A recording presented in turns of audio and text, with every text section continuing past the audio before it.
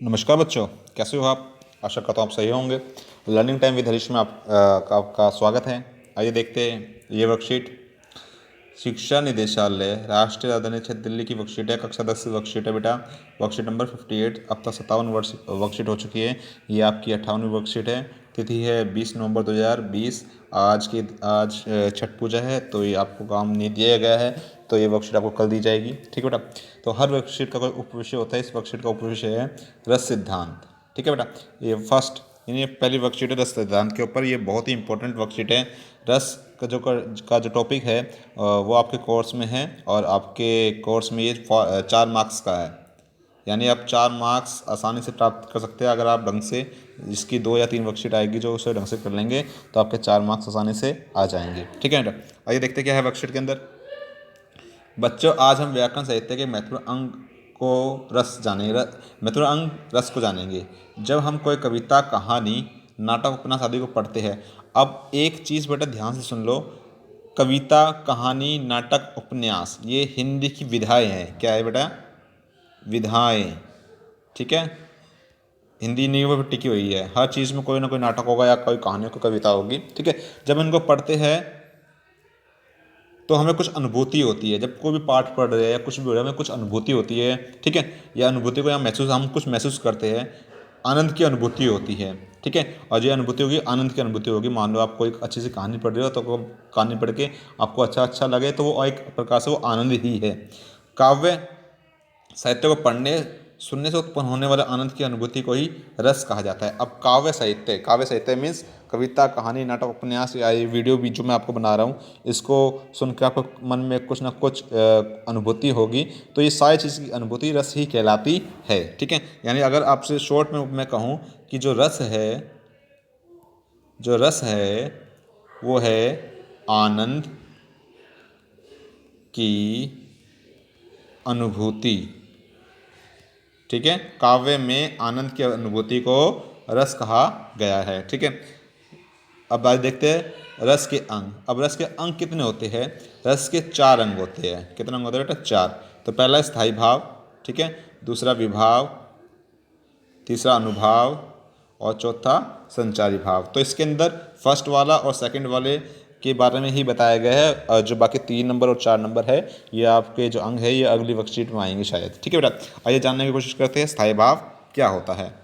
तो पहला है स्थायी भाव। ये वे भाव है जो मन में स्थायी रूप से स्थापित रहते हैं। यानी हमारा जो हृदय है उसमें स्थायी रूप से रहेंगे। अब स्थायी को इंग्लिश में कहते हैं परमानेंट। ठीक है। परमानेंट, ये यानी ये जो हमारे शरीर में परमानेंट ही रहते हैं, हमारे हृदय में परमानेंट ही रहते हैं। इन्हें किसी अन्य भाव के द्वारा नष्ट नहीं किया जा सकता। ये नष्ट नहीं हो सकते। प्रत्येक रस का एक स्थायी भाव होता है। अब जो रस है हिंदी में 9 रस बताए गए हैं। कितने रस बताए गए बेटा? 9 रस। तो हर रस का एक स्थायी भाव होता है। ठीक है। अब 9 रस कौन कौन से, आइए जानने की कोशिश करते हैं। अभी 2 मिनट को आप। हाँ, तो ये है बेटा, देखो ये है रस, और जो पहला इसका अंग है स्थायी भाव, ये हमारे शरीर में परमानेंट रहता है, इसे कोई नष्ट नहीं कर सकता। तो मैं आपको पहले भी बता चुका हूँ, एक बार फिर दोबारा से बताता हूँ। पहला रस हो गया श्रृंगार रस। इसका स्थायी भाव है रति या प्रेम। ठीक है। एक कह सकते हो आप। हास्य रस हास, करुण रस शोक, वीर रस उत्साह, रौद्र रस क्रोध, भयानक रस भय, विभत्स रस जुगुप्सा लिखो या घृणा, कोई भी एक लिख सकते हो आप। अद्भुत रस विस्मय या आश्चर्य, शांत रस निर्वेद। तो ये 9 रस है, और इस रस के जो अंग है, पहला अंग है स्थायी भाव। ठीक है। और ये उसके 9 स्थायी भाव हो गए। ठीक है बेटा। अब हिंदी में ये तो 9 बेसिक 9 ही है, लेकिन कुछ जो काव्य शास्त्री है वो उन्होंने इनको 11 भी माना है। अगला 10वां है हमारा वात्सल रस। इसका स्थायी भाव वात्सल्य रति, यानी एक माँ का बच्चे के प्रति जो प्रेम होता है उसमें ये आता है वात्सल्य रस। ठीक है। भक्ति रस का स्थायी भाव है भगवत विषयक अनुराग, कह सकते हो। पेपर में अनुराग लिख के आना बेटा, ये बहुत इंपॉर्टेंट है। भक्ति का क्या आएगा? अनुराग, यानी भगवान के प्रति भक्ति। तो 9 रस है, और 9 रस के ये स्थायी भाव है। ठीक है बेटा। और पहला अंग जो रस का अंग है वो है स्थायी भाव। ये हमारे शरीर में परमानेंट ही रहते हैं। ठीक है बेटा। जैसे कि एक एग्जाम्पल देता हूँ। वीर रस है। मान लो आपने कोई ऐसी मूवी देखी जिसमें देखो आपको उत्साह आ गया। मान लो गदर मूवी है, वो आपने देखी तो आप में जोश आ गया, तो जो रस है वो है वीर रस। लेकिन उस मूवी को देख के आपके मन में क्या आया? उत्साह हो गया। ठीक है बेटा। ऐसे अगर मान एक चीज़ और देखते हैं, मान लो आपने एक ऐसी मूवी देखी जिसके अंदर लाशें लाशें कटी फटी थी लगी थी, तो उसको देखकर आप मूवी देखकर आपके मन में घृणा से होगी, ये क्या सीन देख लिया मैंने। ठीक है, तो इस प्रकार से ये रस होते हैं 9 और इसके 9 स्थायी भाव है। ठीक है बेटा। अब जानते हैं दूसरा दूसरा अंग क्या है। दूसरा अंग है इसका विभाव। स्थायी भाव के उद्बोधक कारण को विभाव कहते हैं। यानी विभाव जब भी पूछा जाए विभाव क्या होता है तो उसका इक्वल टू हो जाएगा कारण, यानी जिसके कारण स्थायी भाव उत्पन्न हो, जिसके कारण स्थायी भाव उत्पन्न हो। ठीक है, यानी विभाव के कारण स्थायी भाव उत्पन्न होता है। विभाव के कारण ही स्थायी भाव होता है। विभाव दो प्रकार के होते हैं, पहला आलंबन विभाव, दूसरा उद्दीपन विभाव। क्या होता है ये आइए जानने की कोशिश करते हैं।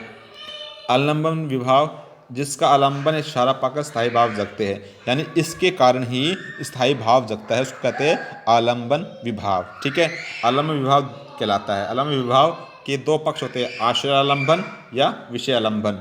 इनको दो ही कह सकते हैं, आश्रय भी कह लो या विषय भी कह लो, बात एक ही है, आलंबन लिखने की जरूरत नहीं है। अब क्या होते हैं, जिसके मन में भाव जगे वह आश्रय आलंबन होता है, यानी जिसके मन में भाव जगे, और जिसके प्रति या जिसके कारण मन में भाव जगे वो होता है विषय आलंबन, या इसे विषय कह सकते हैं। उदाहरण के तौर पे एक उदाहरण दे रखा है यहाँ पर। यदि राम के मन में सीता के प्रति रति का भाव जगता है, रति मन प्रेम, प्रेम का भाव जगता है, तो राम क्या होंगे, इसमें आश्रय होंगे, और सीता क्या होगी, इसमें विषय होगी। ठीक है बेटा, ये इसका उदाहरण था। यानी राम के मन में सीता के प्रति जो प्रेम का भाव जगता है, तो राम तो आश्रय हो गए और सीता क्या होगी, इसमें विषय हो गई। ठीक है, ये विभाव का पहला था आलंबन विभाव। अब इसका दूसरा है भाग है उद्दीपन विभाव। ये क्या होता है, जिन वस्तु या परिस्थितियों को देखकर स्थायी भाव उद्दीप्त होने लगते हैं, उद्दीपन विभाव कहलाता है। जैसे चांदनी, कोकिल, कुंजन, एकांत स्तर, रमणीय, उदाहरण, नायक नायिका की शरीर चेष्टा आदि। ठीक है, कहलाता है। अब इनके कारण ही जो उसके जो परिस्थिति है, मान लो अब जो एक नायिका है वो एक मतलब बाग के अंदर है, कोयल कूक रही है, जो दृश्य बड़ा मनोरम सा है, तो आपके मन में भी स्थायी भाव रति का उत्पन्न हो जाएगा। किसका हो जाएगा, रति का। तो ये विभाव हो जाएगा इसका। ठीक है बेटा, जिसके परिस्थिति या वस्तु या परिस्थिति को देखकर। सपोज को एक अन्य एग्जांपल देता हूँ मैं आपको। मान लो आपने गदर मूवी देखी होगी। गदर मूवी में अगर सन्नी देओल को देखकर सन्नी देओल के अंदर आपका उत्साह उत्पन्न होता है, तो आप तो हो गए आश्रय। आप क्या हो गए, पहली बात आप हो गए आश्रय, और विषय क्या होगा, सन्नी देओल हो गए यहाँ पर। लेकिन वो जो किस सीन को देखकर, मान लो वो हैंडपंप को उखाड़ रहा है, उस सीन को देखकर आपके अंदर मतलब जो उत्साह उत्पन्न हो गया, अब बेटे उसने हैंडपंप को उखाड़ के सबको मार दिया, तो उद्दीपन क्या हो गया, उसके अंदर हैंडपंप हो जाएगा। ठीक है बेटा, तो ये आपके थे विभाव। आइए कुछ प्रश्न देखते हैं, इनके उत्तर जानने की कोशिश करते हैं। तो पहला प्रश्न है, रस किसे कहा गया है।